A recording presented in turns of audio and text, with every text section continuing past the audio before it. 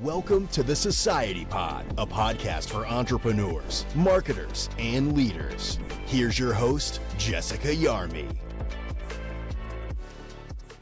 Hey there, everybody, and welcome to this week's episode of the Society Pod. My guest today is an award-winning serial entrepreneur who's built in a number of different spaces. His current ecosystem includes a top quick-serve restaurant franchise that just won a Franchise 500 award. He has a construction company and a media and production company, a best-selling author, a podcast host, an expert in relationship capital. Welcome to the show, Jeff Fenster. Thank you so much for having me, Jessica. I'm excited to be here. Okay, you build in so many different things. How do you introduce yourself? A girl dad, serial entrepreneur, and guy who likes to make friends and have fun. With all the things that you've done already, what are you most proud of in your career? The relationships, life's an experience, right? So you have your immediate family and your close friends that you hang out with, and then we have this work life. And our work life actually takes more of our time, and we actually spend more time working and spending time with those individuals than we really get to with our immediate family and close family friends. And so I am most proud of the fact that I get to work with friends every day. I only like to do business with friends and build great relationships. I don't have that blurry line of, oh, I hate the people I work with, or that feeling like there's this separate world I have to enter into during the day to make a living. And to me, it's just one habitable ecosystem of good people I like doing life with, whether it's on the professional side or the personal side. And it's beautiful because I get to blur the lines of that. There's no 9 to 5, Monday through Friday feeling in my head. It's really 7 days a week, 24 hours a day. I get to go do cool things with cool people. I love that you say you only do business with friends. And I think some people take an opposite approach. You can blur the lines and you can really work in what you love with who you love. Like, how amazing of a world is that as an entrepreneur? Yeah. And honestly, I don't understand the other side. Like, people go, I don't like to do business with friends because it could ruin the relationship. And I always kind of wonder, well, why is that? If you're my friend and we do business together and we both act with integrity and do what we believe is in the best interest of the business and each other, which is what you would do with a friend anyway, and it doesn't work, why would that hurt our friendship? I mean, sometimes business deals don't work, but as long as you know that I did everything I could and did my best, it's like we're on the same sports team and we lose the championship or we don't make the playoffs. Are we not friends anymore because it didn't work? Well, why would that be? Well, only if I sabotaged or I didn't try my best or I lied or I stole or blamed and shamed and all the different things that you could do, which would potentially make our relationship suffer. So at the end, if you invest in my company and you see me work my ass off and it doesn't work, or I invest in your company and I see you work your ass off and do everything you can, it's business. I mean, why would I not think of you in that nice light that I thought of you before? Or if you come to work with me and you're my employee and for whatever reason it doesn't work because it's not the right job for you or it's not the best fit and either you quit or I have to tell you it's time to move on. As long as, again, it comes from a place of honesty and integrity, why would it ruin our friendship? And if it does, how good was our friendship to begin with? Intent is everything in business relationships. And I think some people do go in with a selfish intent. And I know you definitely go in with a win-win kind of intent. I mean, it's still selfish. I want to win and I want what's best for me, but I also want what's best for my team. I've had to fire friends. I've invested with friends and have lost money with friends. As long as at the end of the day, I can look back and go, you know what? Jessica did everything she could in the best interest of herself and me and the company, and it didn't work, then it didn't work. And that's okay. Obviously, if I felt like you didn't, and I felt like, oh, you were just taking advantage of the fact that you were my friend and you were just kind of caving it in, and therefore I didn't get that, well, then of course that would hinder our relationship, but it would hinder our relationship the same way if we were doing something socially and I felt the same thing. So either you are always doing what you believe is in the best interest of me and you collectively, or you're not. And if you are, the outcome is the outcome. I don't care about the outcome. I care about the intention and the preparation and the approach we take. The outcomes are going to be dictated by sometimes things that are outside of our control, but how we put our focus and effort and intention into it, we can control. And so I like to control the controllables. I would rather do business with friends because we're friends for a reason. I believe I can trust you. I believe you're a good human. I believe all those things. I don't have to hope. I don't have to look at a resume that with the stranger I don't know. Not to say we don't hire people I don't know, but at a real partnership level and the deeper level, I try to make sure that you're a person that I could do life or want to do life with. And so when I interview someone, it's really, I'm caring more about the person. I care less about your resume. I care less about your experience because I think that that's so overrated. I really want to get to know you as an individual and see, okay, do I like this person and do I want to do life with this person? Because once you get in business, you're doing a lot of life together. You play in the franchising space. Do you evaluate your franchise owners through the same filter? Is there a persona that you've almost identified as, here's the person who will be most successful in the Everbowl system? We're getting better. We try. It's harder, right? Because I'm not the sole decision maker and I don't necessarily am the individual who takes every potential Everbowl franchisee through the ecosystem. Early on, we weren't as good as we are today at identifying who would make a good Everbowl franchisee. We've definitely picked some individuals and approved some individuals that in hindsight probably shouldn't have for one reason or another. Not that they weren't good people, but they just weren't a good fit. And that's part of the process. We all make mistakes. We all try. We are looking for individuals that live our lifestyle, who believe in what we believe in, who are entrepreneurial minded, who want to take control of their financial freedom, who like to make friends and have fun, want to work hard, play hard, and live life to the best of their ability and be the best version of themselves. That's really my best and favorite avatar.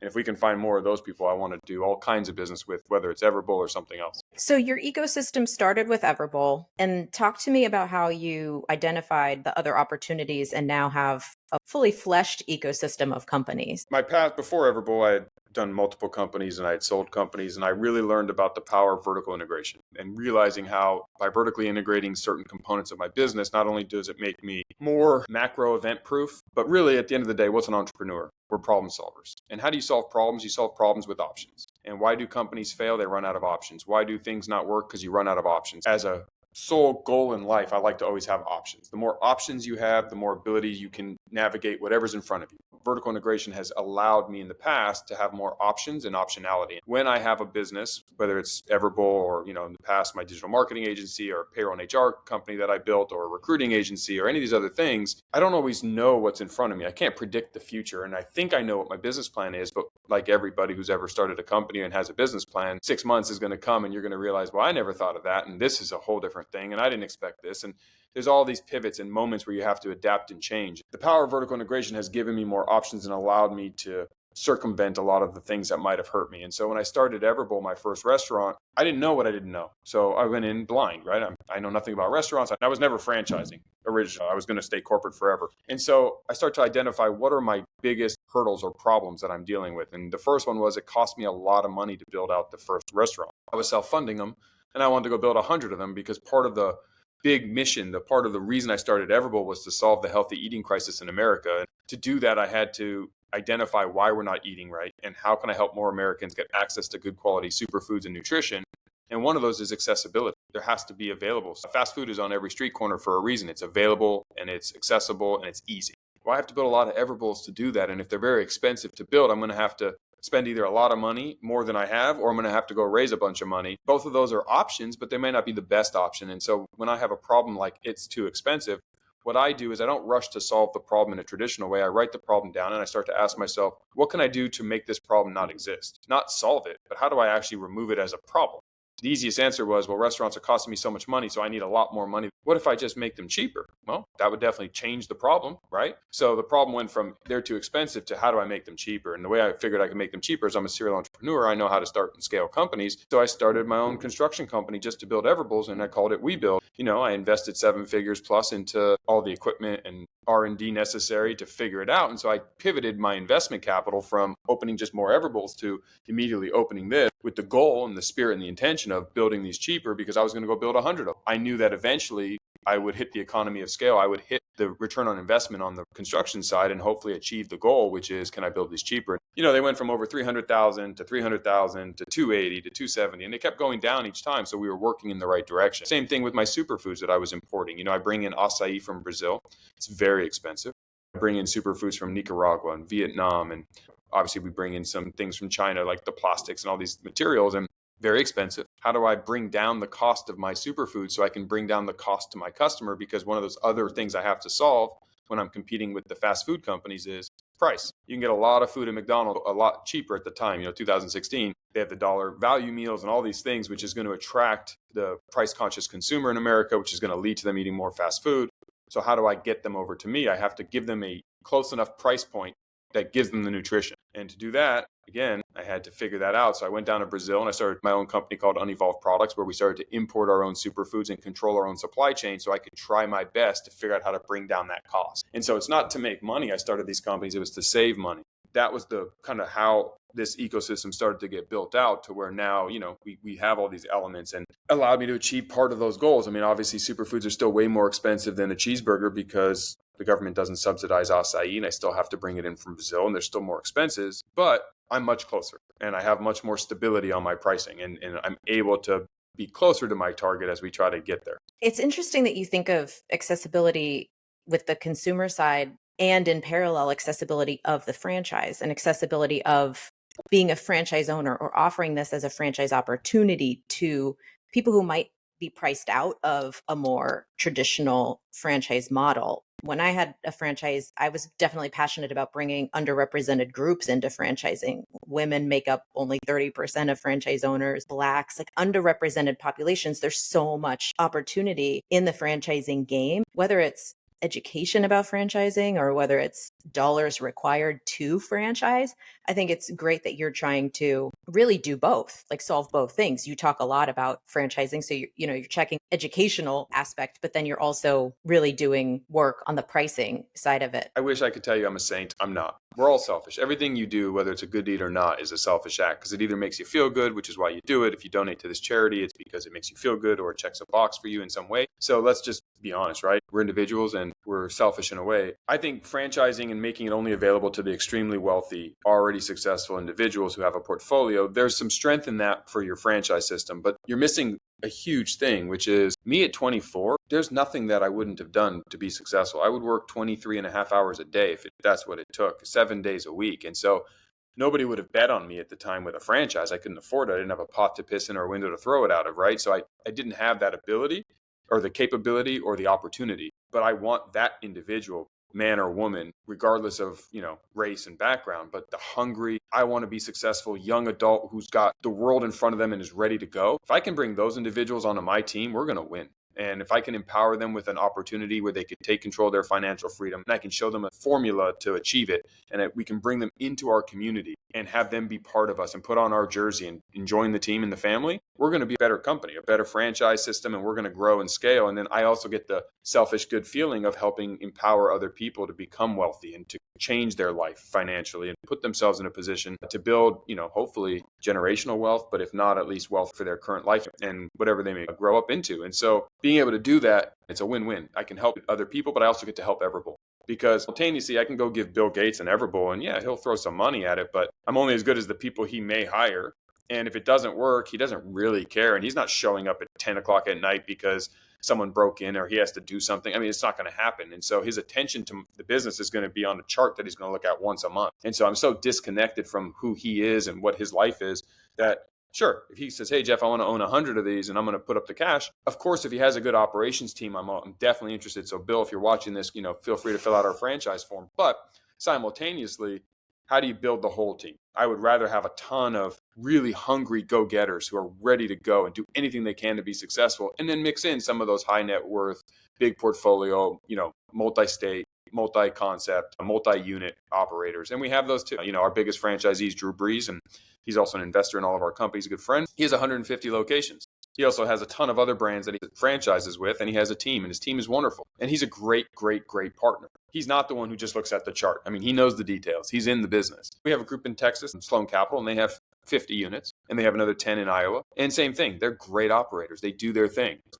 been great to have them part of the family and part of the fold. But we also have phenomenal, small upstart franchisees that are just getting going. I love our team. I love what we're doing. And I think a lot of brands fail to realize the power of opening their doors for the individuals who haven't yet proved it, but have the hunger and the desire. Passion around a single unit franchise owner is infectious and it's irreplaceable, really. I think it's great that you have a good mix of both and you really have relationships that are with the multi-unit, but then you also see the value in the relationships with the single unit owners. I know you're big on relationships and your book is called The Relationship Bank Account. If anybody has not read it, you need to read it. What is relationship capital and why is it important? An analogy to money, but we have a bank account with Chase, Wells Fargo, Bank of America, whoever you bank with, and you have money in there, checking account, savings account, etc. And you look at, do I have wealth? Do I have money in my account? Am I overdrafted, etc.? But we don't look and understand that relationships have a ledger just the same. It's not in money, but it's in relationship capital. When you call somebody, what they think of you, how they feel about you, all of your history that you've accumulated together dictates whether or not they're going to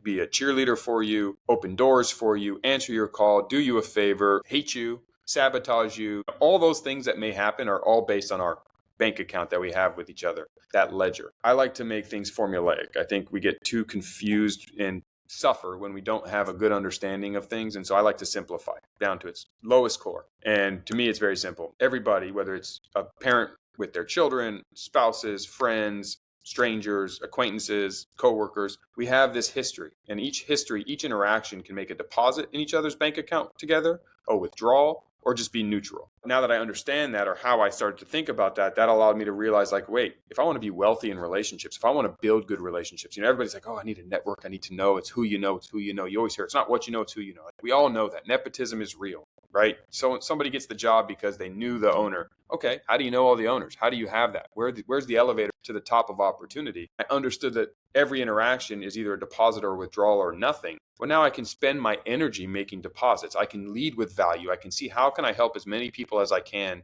with everything and anything I can. And by doing that, I'm going to create wealth in these relationships. And I don't know when or if or how I may need to use it or make those withdrawals or if it'll work, but I'd rather have the wealth and see what happens than be broke and see what happens.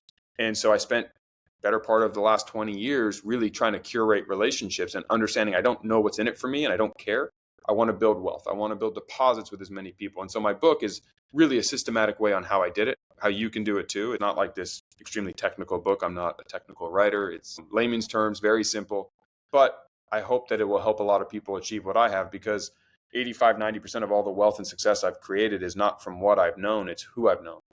Having the ability to start a digital marketing agency and partner with one of the best digital marketers in the world, Neil Patel, when I didn't even know him a month and a half earlier, allowed me to immediately go to the top of an industry with zero experience. I barely know how to use a computer. Jessica will know. Even right before this, I'm on my laptop trying to figure out how to update Chrome so I can be on this podcast remotely. I'm not an IT guy, but I had one of the biggest digital marketing agencies working with some of the biggest websites on the planet because of who I knew, not what I knew. When I started my payroll company, getting access to private equity when I was 24 years old, and we were just getting going and we were starting to make some traction because some good family friends were willing to introduce me to very high net worth individuals, family offices, and private equity firms because they knew me, they trusted me, and they felt confident that if they brought me in the room, I wouldn't embarrass them or let them down, and they would put their neck on the line for me. That's because I had the relationship capital. I had enough wealth created between us in deposits. So I was able to make that withdrawal. And a withdrawal is just a request. If I call you and say, Jessica, do you mind introducing me to somebody? Do you mind helping me move? Do you mind doing this for me? Do you, will you for me? Those are withdrawals. And if all you do is withdraw, yeah, sure, you're going to get a little immediate value until eventually I'm like, God, every time Jessica calls me, she asks for a favor. I'm really getting tired of that. So I'm dodging your calls and I don't really care and I'm not investing in you anymore. And you're not going to really get ahead. Those are those paycheck to paycheck life, if you will, to use the money analogy. And so it's all about leading with value. How can I help? What can I do to make your life better? Because if I do those things, you can be like, man, that guy Jeff, he's really cool. Let me think about him. And then I don't even have to ask you. I get every day in my DMs, in my texts, can I introduce you to so-and-so? Can I? And people are doing things for me without me asking, because I try to do for them without asking for anything in return, if that makes sense. One of the easiest ways to do that is to just be more interested in the individual you're talking to, learn what motivates them, what their business is, what you can do inside of your sphere and your network to empower and enable. Obviously, if I can introduce somebody to somebody I know and I think that they're going to do well by it, it's an easy thing for me to do. And I can make somebody really happy. And they're going to think very highly about Jeff and what Jeff's doing in Jeff's world and Jeff's family. And hopefully, sometime in the future, they're walking around and something's going to trigger. And they're going to be like talking to somebody who's like, yeah, I'm interested in a health food franchise. And I'm like, oh, you got to talk to Jeff at Everbull. Or I'm building something. Oh, you got to talk to Jeff at WeBuild. Or I have this great show. Oh, you got to talk to interview Jeff on your podcast. Or you have a stage. Oh, I got to get Jeff on speaking on your stage. I'm not asking anyone to do those for me, but they're happening because I'm trying to lead with value. To me, everything in life is relationships. When you understand the power of it and you can really curate those relationships and build a lot of relationship wealth and that capital with other people, you have an army of humans out there working on your behalf without ever having to spend any money, without ever having to be icky, without ever having to go to a network meeting with your business cards and try to be as fake and real as possible at the same time and have nothing genuine there. I don't like fake relationships. I don't do fake. And so for me, it's all about real. And you meet really great people and it compounds and it starts to be an avalanche of success that comes your way, an opportunity. And then it's about execution and delivering on your side, which is, again, controlling the controllables is one of the easiest ways to win. I think everyone sees how you move now and they can see that now. But this relationship thing goes back to, you started with this very early. And so David Meltzer wrote the foreword to your book, your focus on relationships is not just, oh, Jeff's now successful and now wants to preach about relationships and how important networking is and look down on the peons and say you should build relationship. But you were in your teens being like, I'm going to show up as a good person and I'm going to bring value and I'm not going to ask, I'm just going to learn. I think a lot of people could learn from you in that regard because you truly were playing a long game, whether you realized it or not. So when you're a teenager and you're friends with David, how are you thinking about relationships at that point? Well, very similarly. David and me have been friends since I was 4 and he was about 14, 15 years old. Our moms taught together at the same school. His mom was the principal, my mom was the teacher, so they were close friends and we were family friends, and he used to come watch me play Little League, and I used to go watch him play high school football, and, we stayed close. And then he got into the real world, and I was still in middle school and then high school. We were still close family friends, and so he'd like, yeah, Jeffrey, if you want to come intern at my company, you're welcome to over the summer. And I always had a job, and I always had an internship, and it's about learning instead of earning. Sometimes you learn, sometimes you earn. It's up to you to decide which one, but I wanted to be in the room. I wanted to make a lot of money. I never thought about entrepreneurship. That word was never even in my vocabulary. I never heard that word till after I graduated college and even really law school until I even understood what an entrepreneur was, business owner. Like that was never in my life. I was going to be a professional athlete, sports agent. Like those were the paths for Jeff, young Jeff. And I still wanted to be around successful people because again, I believe success leaves clues and there's a formula. What are those formulas? And when you start to understand it, I can apply it. 2 + 2 is 4. Got it. I can now duplicate that. I don't like to leave things to circumstance and chance. I'm not the luckiest guy. Like if we go flip coins, I'm not the guy who's going to always hit it, or raffles. I never win raffles. Like that's not, the luck side just didn't come that way. And so I wanted to manufacture my own luck through formulas and take that chance out of it. And so I knew I had to work hard. I knew I had to do that. And so being exposed to these successful people, whether it was at, one of David's companies, I worked for David at 5 or 6 of the companies that he ran or was a part of from when I was about 14 till 23.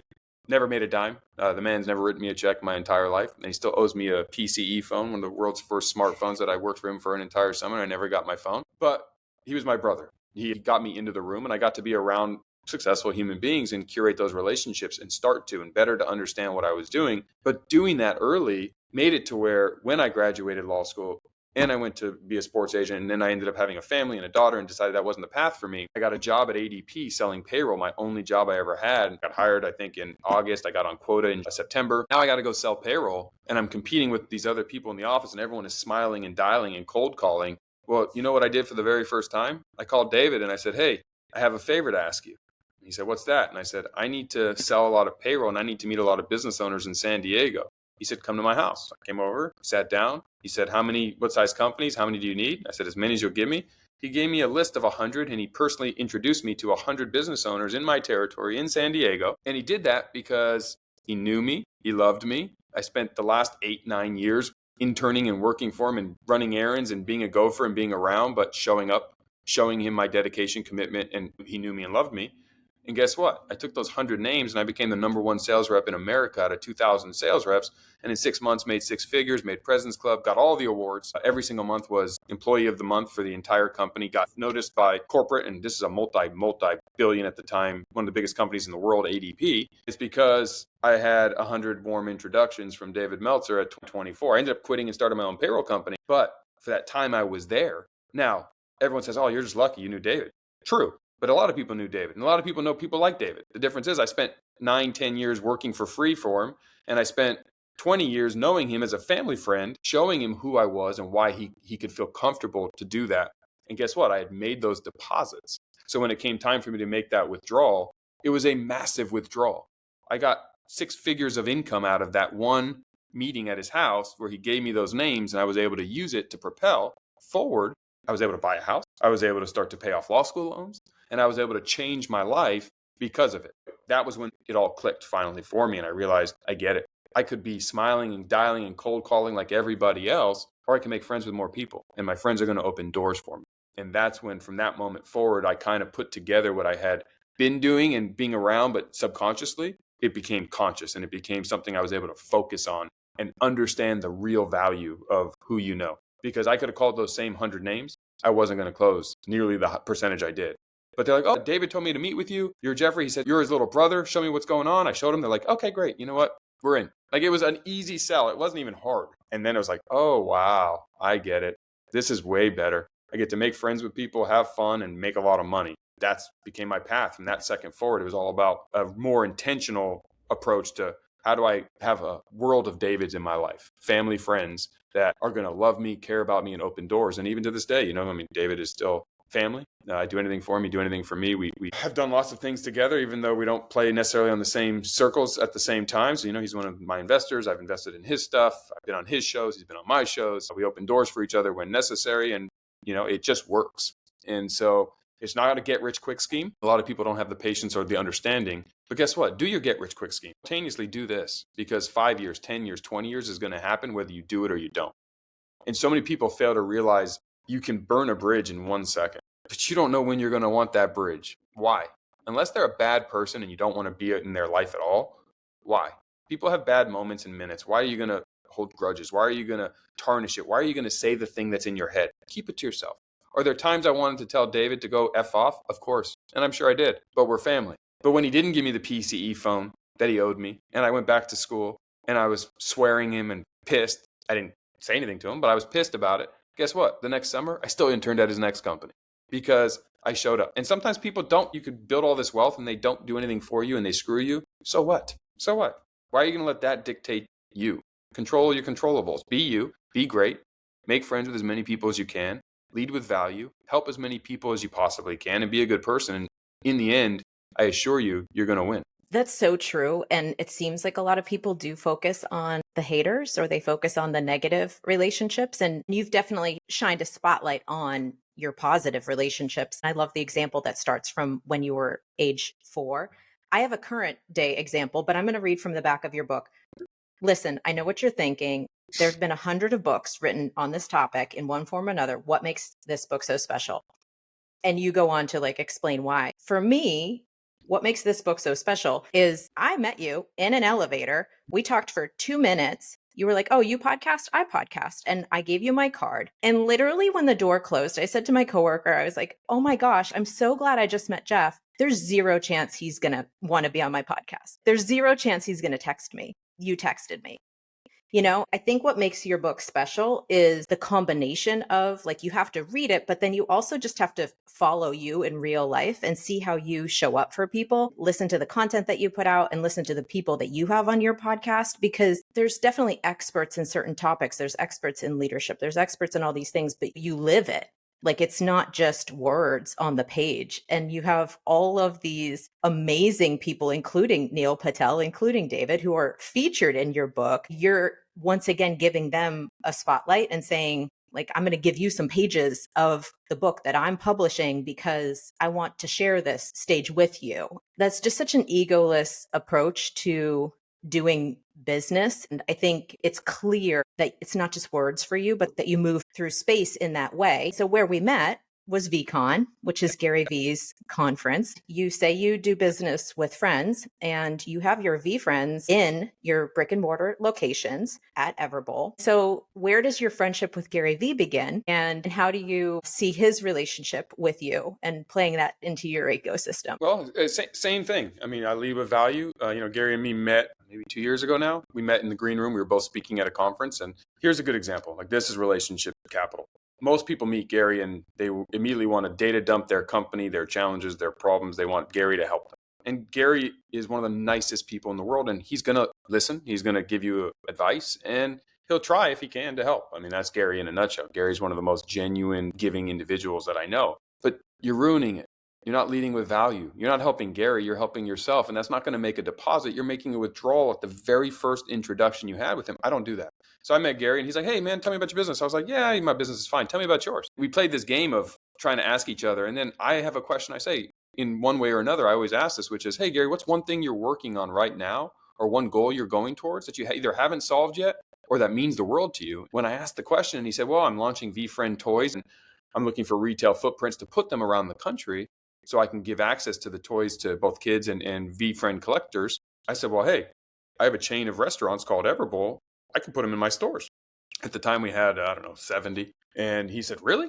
And his eyes lit up. He's like, yeah. I'm like, yeah, why not? And he's like, that would be so amazing. And then instantly he connected me with his team. He's like, let's get on a call. I want to learn more. I'd love to. That would be awesome. It went from a casual, I don't know you, acquaintance moment in the green room at the back of some conference we were both speaking at, to now he wants to do business with me. I've created an opportunity for him. I get to lead with value and make that deposit. So then we went on a Zoom with his team and we're like, yeah, we worked out all the mechanics and the stuff. And he's like, I'll even come out for the launch of it. And I'd love to do a meet and greet at one of your Ever Bowls. So he came to San Diego for that. I'm like, well, great. And then he's like, oh, do you want me to come on your because I only do my show in person in my studio. I don't do them anywhere else. And he's like, do you want me to come on the show while I'm there and maximize the time? I'm like, sure, absolutely. It'd be great. So he came to my office, he did my show, and we became friends. And then he became a shareholder of Everbowl. And it grew from that moment, right? And so now we're friends. We text. I helped him do some things with his book. He helps me when I need help.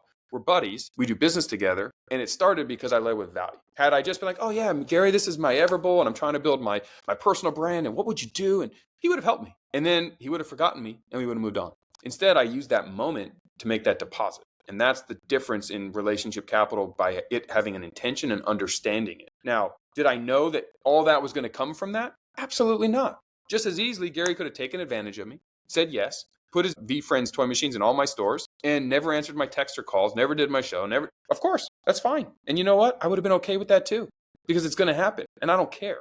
I don't make my decisions based on that one outcome. I make my decisions knowing that if I do this enough, I'm going to have a David Meltzer, a Neil Patel, a Drew Brees, a Gary Vaynerchuk, a Tim Grover.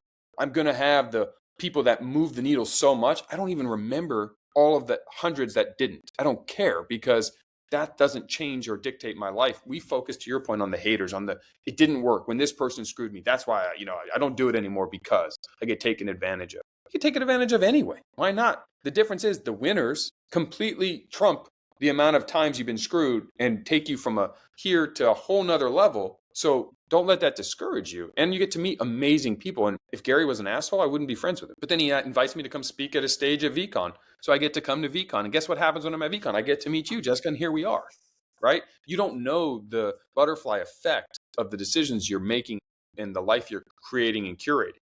My friends jokingly say Fenster luck. And as I said at the beginning, I'm not a lucky guy with raffles and those things. They say Fenster luck because it seems like these things fall in my lap. Like, oh my God, everyone wants to speak at VeeCon. How do you get to? How did you become such close friends with Gary? Well, because I curate relationships. And then what happens is you start to build this army. And so the people who Gary knows and he's friends with, some of them I'm friends with. So if he asks around, I'm going to be validated. I'm going to be brought up. I was with, Damon John from Shark Tank and FUBU. He came to my office. And when he comes, he's like, dude, we had never met. And he's like, Jeff, everybody I know talks about you. I had to come meet you. And so we met that way. And it was like, now I get to potentially do business with him and see what our lives can do together and whether or not we're good, compatible people. It doesn't happen if you don't, again, have this army. And this army starts with who you know. And it doesn't have to be a Gary Vaynerchuk or a Neil Patel or a Tim Grover. It could be somebody at the grocery store. It could be somebody at the coffee shop. I've shared this story 100 times. It's even in my book. When I started my first company, when I quit ADP and started my own payroll company, I went through David's leads and I was trying to do it on my own. Well, the checkout clerk at Albertsons gave me my biggest client, legitimate. And I never hung out with them, but I made casual conversation when I was in the Albertsons. They got to know that I was, I didn't have my head down and ignore them. I made eye contact. I created a moment of relationship. And it was, again, repeatable because I was there every week.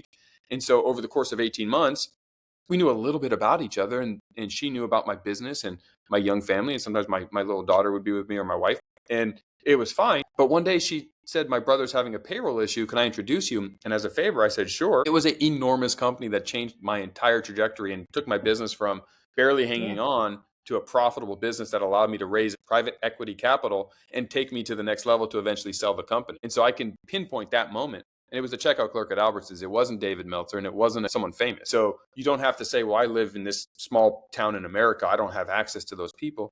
You don't need to. Everybody knows somebody who can help you. Everybody. All you have to do is be a good person and lead with value and help where you can. And you're right. We met in an elevator for 2 minutes. You have a show.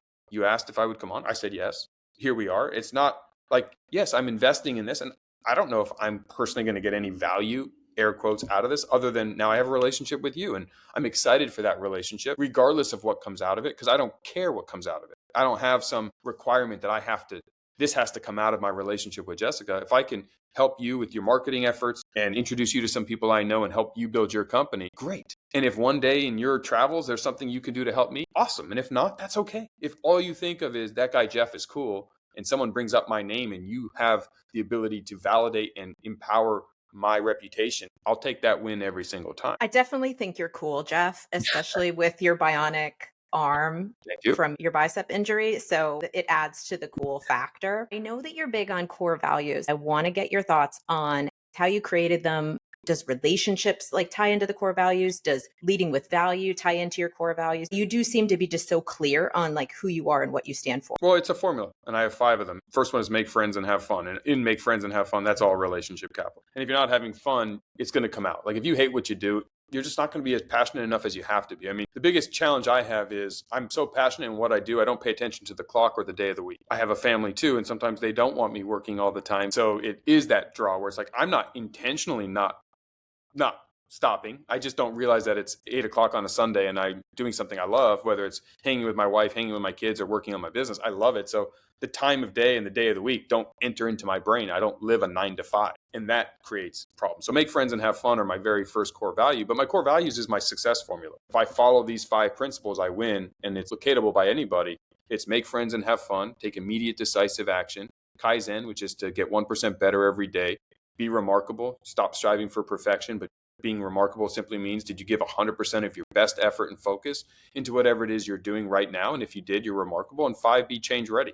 And don't be so rigid in who you are or who you think you are that you won't adapt and pivot and change when the world says it's time. If you do those 5 things and you figure out how to apply those 5 things to your life, I can assure you success is on the other side of it. I can't tell you exactly the date, but I can assure you over the course of time, you will win, and you will win in whatever goal you have, whether it's relationships, whether it's your personal health and wellness, whether it's in business, whether it's in your career as an employee, whether it's as a parent or a sibling or a spouse, whatever it is. If you apply yourself to those 5 things and use them, you'll win. You mentioned your family. I know you're a girl dad. Let's Yes. say one of your girls comes to you and says, "Hey, Dad, I want to be an entrepreneur." What advice do you give her? I don't think most people should be entrepreneurs. Let me start there. Just like I don't think most people should be a doctor. Most people shouldn't be a teacher. Most people shouldn't be a police officer. Most people shouldn't be an accountant. Like, it has to be who you are. I think we're at this moment in time and we're doing a disservice because we're glorifying financially successful entrepreneurs that have built personal brands. And so we're seeing these Elon Musks, and we're seeing these Mark Zuckerbergs, and we're seeing these Jeff Bezos, and we are attracted to the lifestyle and the result of their work, not understanding what is required to become them. And so we've glorified this career path. The challenge is being an entrepreneur, again, means you're a problem solver. And can you deal with the totality of problems that are going to come every single day, all the time? Are you comfortable swimming in that water? And if you are, you should do it. But if you are a very skilled accountant, doctor, lawyer, coder, payroll sales rep, pick your poison, GC, and you love the craft of what you do, but you don't love all the problems that come with running a business, I don't know if you should be an entrepreneur. And so if one of my daughters came to me and said, "Hey, Dad, I want to be an entrepreneur," I would sit down with them and ask them, "Why do you want to be an entrepreneur? And what are you thinking?" And if they're like, "Well, I just like the idea of the lifestyle, I want all the wealth," I would tell them, "You're not going to get all those things," because most businesses fail. Most entrepreneurs will never sell a company, will never make millions of dollars. It's just not the reality. You just got to be honest about it. I'm not suggesting whoever's listening to this, you shouldn't. I'm saying you need to do a self-reflection and do an inventory of who you are, what you want, and why you want this. And if it isn't because you enjoy the problem-solving nature of it, because all businesses are almost the same, right? I jump from industry to industry because experience in the trade or in the craft is overrated. I can hire that, I can learn that, I can partner with that, I can find it. But what I know and understand as an entrepreneur is how to start a company from scratch, how to deal with the totality of problems, how to scale, how to bring in and recruit amazing talent to bring us to the next level, how to attract capital if necessary, and how to attract customers, and then how to put SOPs in place and scale and build a company. That's what an entrepreneur has to do. I can hire the experts. And there's a world where you can be in an entrepreneurial minded company and have all the benefits of it. And the greatest example is the owner of the LA Clippers, Steve Ballmer. He didn't start Microsoft. He was like an early employee at Microsoft, and then he became the CEO of Microsoft after Bill Gates. And guess what? He has more money than Bill Gates now. And he owns the LA Clippers. And he's got all the fame. But he didn't have to start the company and deal with all the challenges of dropping out of Harvard like Bill Gates and deal with that early stage struggle, because 98 out of 100 businesses are not going to make it. They're just not. It's hard. I've had businesses fail too. So it's not an easy thing. And if you aren't comfortable dancing in the storm with limited resources and everybody at you and working 23 and a half hours a day for years on end until you finally figure out how to get that break to then get that next step, that's what it's going to take. And if that doesn't light your hair on fire and excite you, you shouldn't be an entrepreneur. You could have a better quality of life finding whatever it is that you're passionate about and going and living that and being the best that you are at that in the confines of stability of a paycheck, stability of benefits, and know that when you go home at night, it's not your problem. Now, if that does excite you, then entrepreneurship's for you. And then I would sit down with my daughter or friend or anybody and say, okay, let's talk about that and let's make sure you understand it. And as long as you go in with clear eyes and you understand it, great. I just think what I have noticed, because I get hit up by a lot of entrepreneurs that are asking for advice and can they pick my brain and help. When I really talk to them, the idea of this 4-hour work weeks thing that Tim Ferriss wrote about, and this idea that, I want to be my own boss because I want to be able to work from anywhere. Well, okay, that's fine. It's an entrepreneur in a different way, and you can have that and build that. That's not what I think of entrepreneurship. It's also not going to get you most of the time that incredible wealth that you are looking for, or the notoriety, or whatever it is that people want. I didn't care about those things. I'm a private guy. I only started being more public in the last couple of years because I saw a way for it to augment and amplify my business. And really, after I started franchising my business is when it was time in 2021 to really start to think about it, because Everbowl is a consumer-centric, forward-facing brand. And I realized the power of social media for me to accomplish what I was trying to do. And then I got to the point where I really enjoyed helping people. And so I could share a message. I don't have a course for you to buy. I mean, you can take my course on LinkedIn. It's pretty much free.